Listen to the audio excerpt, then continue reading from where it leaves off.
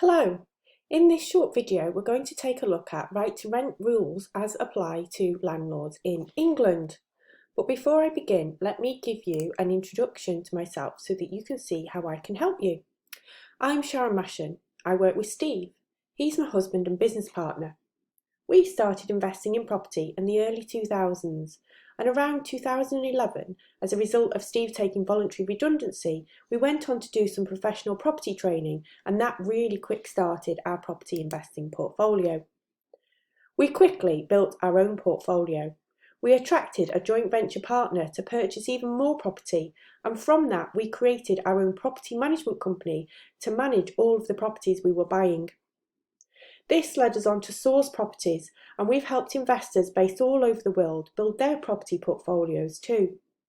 We manage these properties for our clients, and nowadays we specialise in managing high-end HMOs across the northwest of England. More recently, we've developed a training arm to our business called the Property Management Programme. Our mission is to provide the information and education property owners need to help avoid the many hazards we face in today's increasingly regulated industry, and to help you fulfil your dreams of becoming a successful property entrepreneur.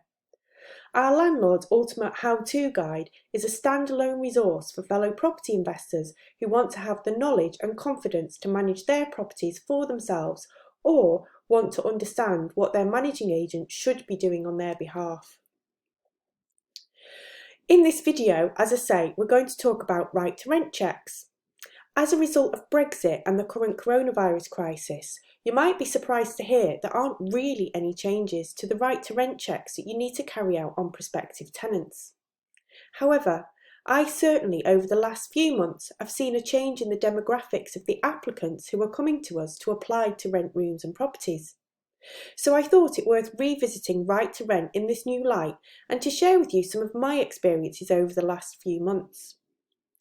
As a reminder, the right to rent checks in England that apply to landlords have come about through the Immigration Act, and there are significant financial penalties for those that fail to comply or keep appropriate records. The government does provide some guidance as to what is acceptable ID for right to rent purposes. Acceptable ID for an unlimited right to rent is a UK passport, a national ID card, which we're commonly presented with from those arriving from Eastern Europe, a passport from the EEA, or a permanent residence permit. This is where someone has applied to the UK government and they've been issued with a photo ID card that indicates they have a permanent right to reside. Now let's take a look at secondary ID for unlimited right to rent. What you might not realise is that a UK driving licence, although photo ID, is only deemed as secondary ID. It can't be used on its own as primary ID. If somebody provides you with a UK driving licence for right to rent, you also need a secondary form of ID from them, whether this be their birth certificate, a letter from their employer, a criminal record check, armed services documentation, or one of the many other documents from the supporting list of valid documents. I point this out as I've been researching new tenant referencing companies recently, and many of these are now offering a right to rent check as part of their service. One company I spoke to last week accepted driving licence as a right to rent check without asking for secondary ID in line with the government guidelines. It is therefore worth making sure that any referencing agency you use do actually understand the nuances of the detail of the right to rent checks, and that you are requesting the correct documentation to make sure you comply with the regulations, even if you are using a third party to help you. In an interesting development we've seen recently, following the government announcement to allow Hong Kong nationals the option to come to the UK as a result of disagreeing with China over new rules that have been brought in over there, we've seen an influx of Hong Kong residents looking to move and therefore rent or buy property in the UK. I've had 3 such families apply for properties with us in the last 2 months.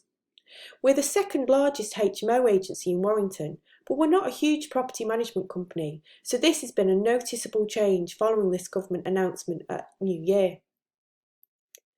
These Hong Kong families are presenting with a UK passport. On the slide here, obviously for GDPR, which is heavily redacted, here's an example of an ID we were presented with recently. As you can see, it's a UK passport, which is shown as one of the primary forms for unlimited right to rent. However, under nationality, where you would normally see the words British citizen, it states British national overseas. I hadn't seen this before, so I went to the government website for further clarification, but I couldn't really find any more detail about it. What I did see is a phone number for a landlord's helpline for the Home Office. So I thought, okay, I'm going to phone them up and see what happens. Actually, it was a really good experience. They answered the phone promptly.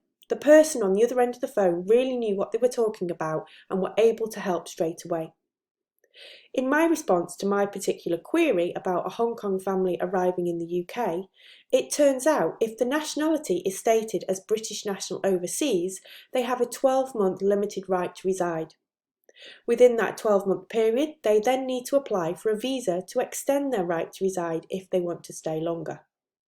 Given that an AST is usually a 6-month contract, in this case it is appropriate and valid to offer them a fixed-term contract.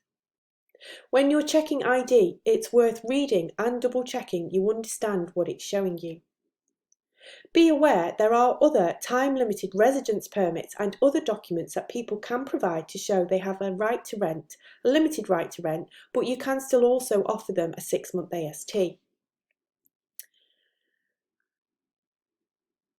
As we see here, a limited right to rent is where they can stay in the country for a limited period with an expiry date. You will often find a passport with an expiry date, time-limited period, a residence permit with an expiry date, or various other immigration status documents. This slide here shows again, heavily redacted, a residence card. We've dealt with many residence permits previously. They're usually from overseas healthcare workers, doctors and nurses coming to the country who have a work visa, or from overseas students on a student visa. They're permitted to stay for a fixed term, and as I say, the expiry date is shown on the card. In this particular case though, I was surprised to see the type of permit here is claimed ID asylum and there's no expiry date. This again is something I hadn't come across before, so I took to the Home Office site yet again. In addition to the landlord helpline, they also have an online check-in service. In this instance, on the registration card, blocked out at the top right, there's a reference number. You can use that reference number to check with the Home Office that this person has got a valid visa application and therefore a right to reside. Out of interest, here's a screenshot of the first page of the online right to rent check. Again, I was quite impressed when I went to use this. It's very easy to use. There are only a few questions. You basically need the person's name, date of birth and their reference number. And that will be on any documentation they've provided you.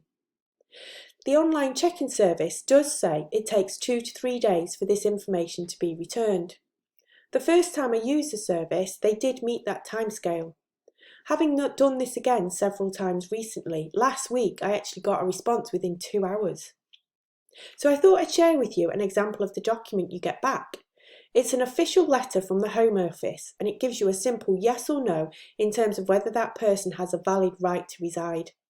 It also has an expiry date for this notice.